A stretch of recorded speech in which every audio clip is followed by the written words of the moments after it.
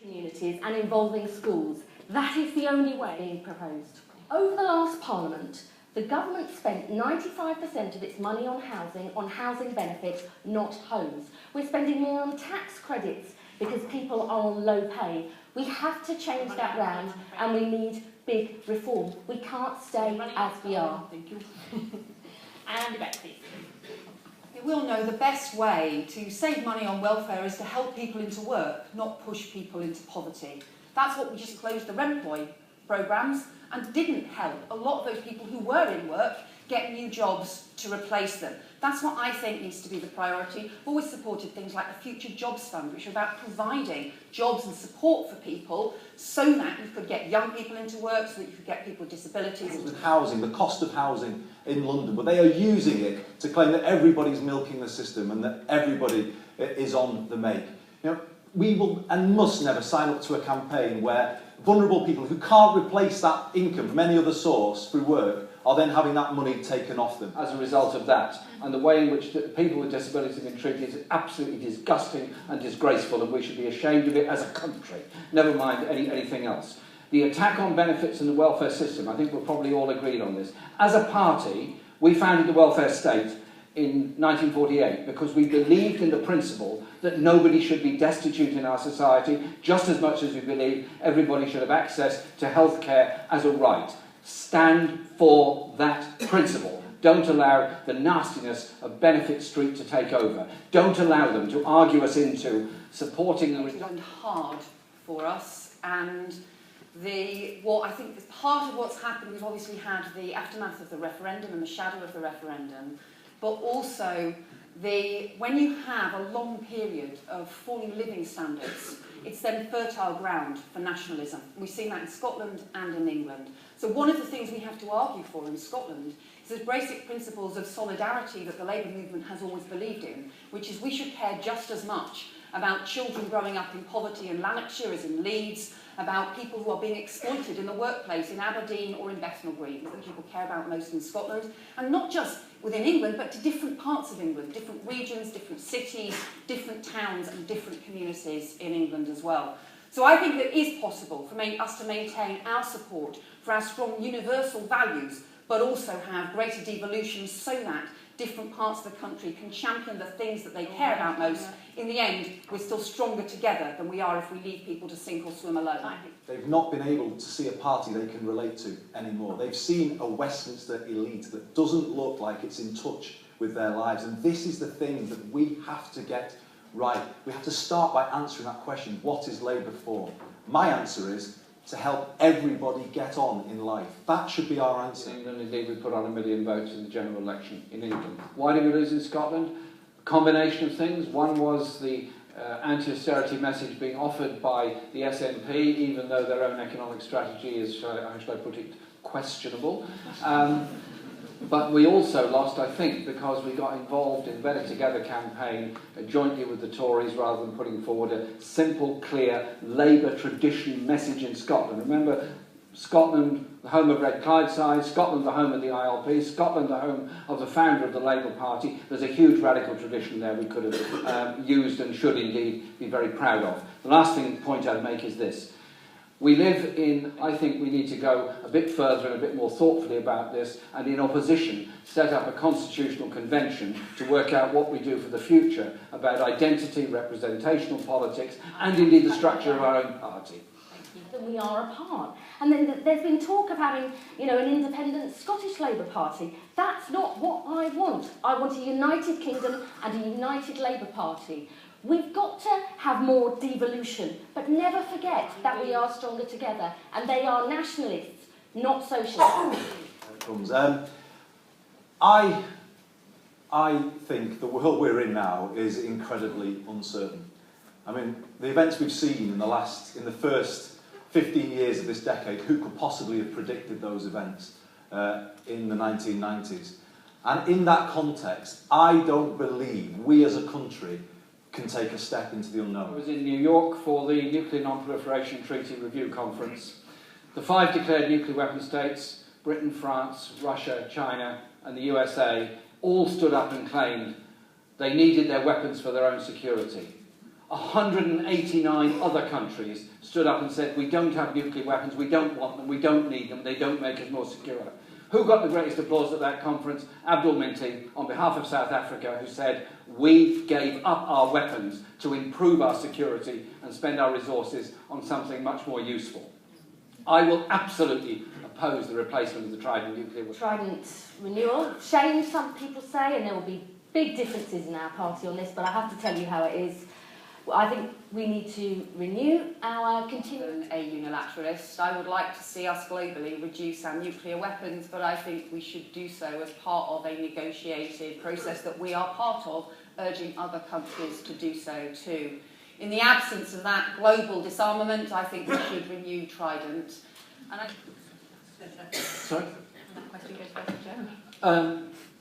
We have to use the opportunity of the negotiations that are now taking place and starting to make Labour demands on Europe, on working conditions, on trade union rights, on environmental conditions, and particularly on trade relations and the arcane negotiations in the European Union and the United States on the Transatlantic Trade and Investment Partnership, which I think is a very, very dangerous agreement altogether that's being negotiated at the present time. We have to also stand up against the idea that you can stop the free movement of people around Europe but encourage the free movement of capital around Europe. People have a right to move, people have a right to travel.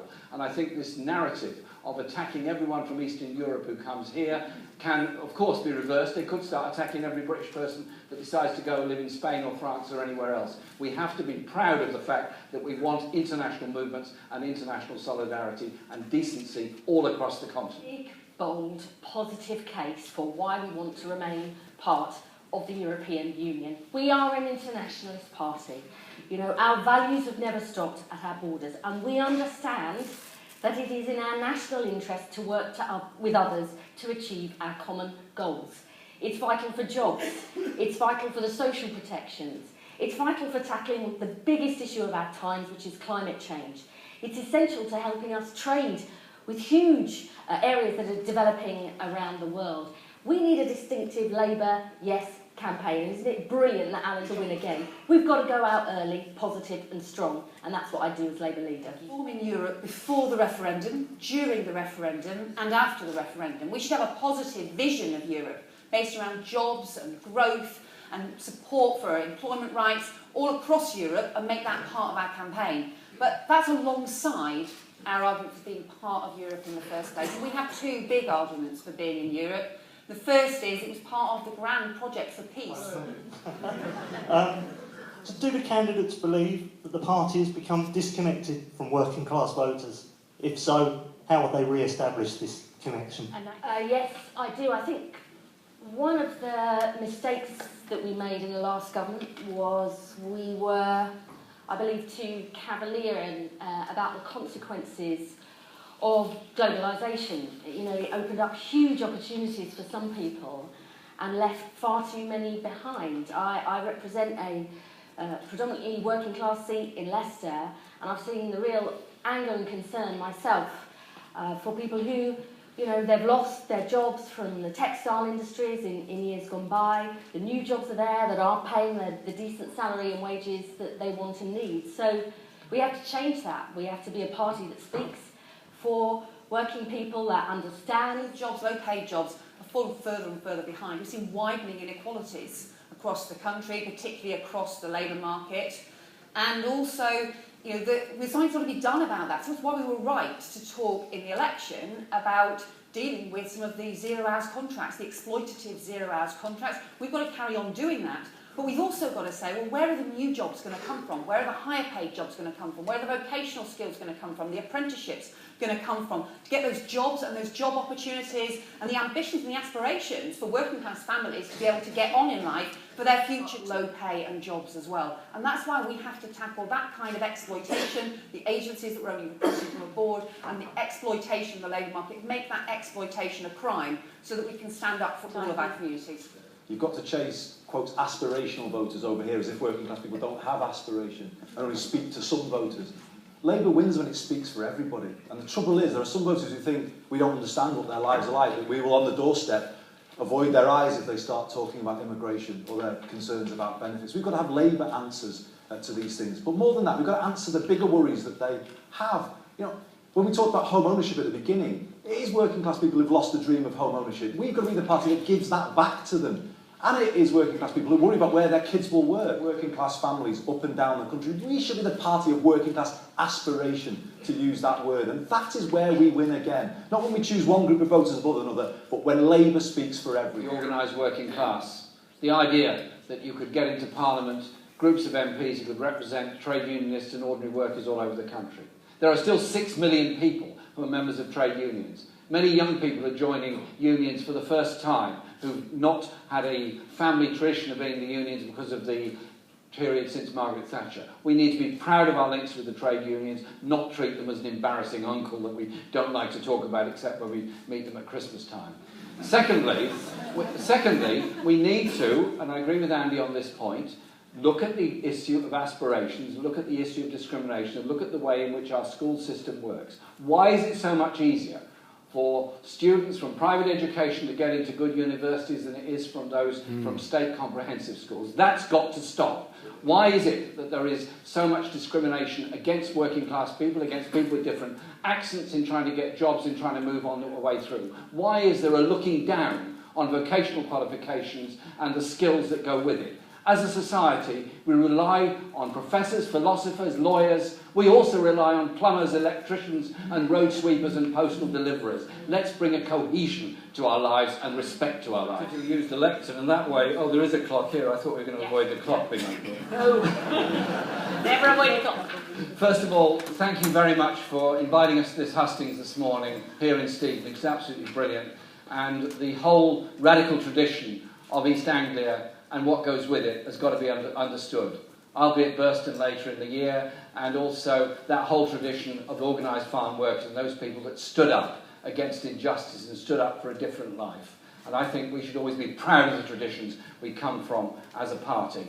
I've been very privileged for the last 32 years to represent my constituency, Islington North, in Parliament.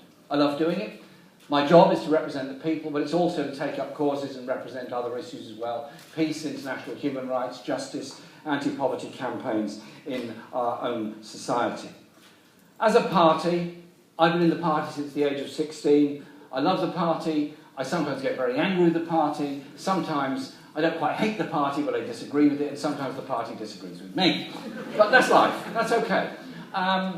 But I think sometimes we lose our way. We've made fantastic achievements.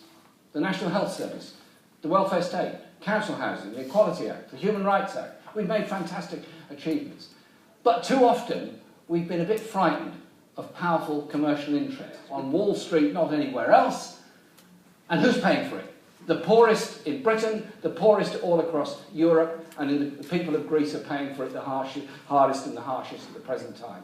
Let's be proud of putting forward an economic strategy that is about redistribution of wealth. I believe we could have won the last election, and my message to you today is we will win in 2020, but only if we change. The painful truth is we lost the election because we lost touch with too much of the country. People didn't trust us on the economy or with their taxes, and we didn't set out a compelling vision of a better life that everyone could feel part of. And the scale of the defeat means this is not the time for safety first or for turning back to what's comfortable or familiar. Because if we stick with the politics of the last election, we will lose the next. We must face this challenge head on and make a fresh start. Now, the bedrock of a decent society, and I stand for strong public finances, because without that, we can't make the changes we all want to see. I want to be Labour's first woman leader and Prime Minister because I believe your chance of fulfilling your potential should never depend on where you're born, what your parents did, your gender, sexuality or the colour of your skin. That is how we create a strong economy and fairer society where everyone succeeds. We've got to work with our schools. We can win again when we change, when we put our values into practice. I will not always say what's comfortable for this party, but I will say what I believe is right. A woman who had arrears on the bedroom tax, and she was in tears when she told me about it. And I urged her to go and vote, and she did. she voted Labour, she voted for us, but we lost. And I feel like we let her down. We cannot do that again. We have to win in 2020. And in 8 weeks' time, you're going to vote for the next leader of the Labour Party. Make sure it is someone you are confident can be a Labour Prime Minister. Because that's what it's going to need. Someone strong enough to change our party so that we can change the country. Strong enough to take on the Tories from day one. And also strong enough to stand up for Labour values, but also with the experience and the fresh ideas for the future from 2020 and beyond to make sure that we have that vision that can hold our whole party and reach out to the whole country as well. Because in the end, that's what's going to matter. Reaching out to the areas where we need to win back votes from the Tories, from the SNP, from UKIP, from the Greens. I was born in Scotland, brought up in England. My family are all from the northern coalfields where I now represent, but I was a comprehensive girl in Hampshire, my first job. I'm running a campaign not just to win this contest. I am running a campaign to win for Labour in 2020. Because I bet, like me, you're sick of losing. I certainly am. We don't want to be there again. If we're going to win, though, we do have to face up to the hardest truth of all, and that is that millions have lost their emotional contact with us. How many times did you hear on the doorstep, oh, my mum and dad did, and my gran and granddad did, they'd never forgive me, but you know, I'm just not there this time. It's not just here in Stevenage that I heard that, I heard it in the Midlands, in the North, obviously in Scotland as well. That has got to change, and that is the change that I can offer. I will take Labour out of the Westminster bubble. I will be a leader whose voice will carry into all the nations and regions of this country. I will face up to the difficult issues on the economy and immigration, but I will develop Labour solutions. Why? Because I am Labour through and through. And do you know what? I'll do something else as well. I will give this party its pride back. It is time to stop beating ourselves up. It is time to get up off the floor. This party has better values than any other. This party has better people than any other. People who put others first before themselves. This is what we are about. This is why we are Labour. This is who we are. We should be proud of what we've achieved and proud of where we're going. And I want you to help me develop a Labour agenda for the 21st century, a comprehensive education system that gives every child hope at the end of school. Plans for home ownership that keep that dream alive for everyone in our country. A national health and care service that means we support people with dementia as well as we treat cancer. That is a Labour vision for the 21st century. This is how I will put the heart and soul back into the Labour Party. This is how we win. I ask you, if you believe in what I'm saying, I ask you now to be part of it, this renewal that our Labour Party needs so that we go forward from here and we win at the next general election. Thank you very much.